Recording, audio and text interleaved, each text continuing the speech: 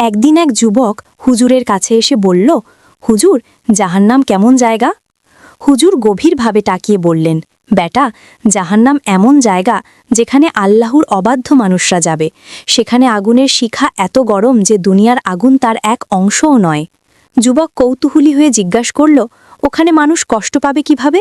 হুজুর বললেন, ওখানে মানুষের চামড়া পুড়ে গেলে নতুন চামড়া দেওয়া হবে, আবার যেন সে কষ্ট অনুভব করতে পারে।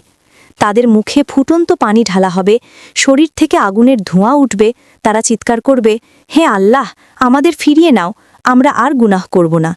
কিন্তু তখন খুব দেরি হয়ে যাবে। যুবকের চোখে জল চলে এলো।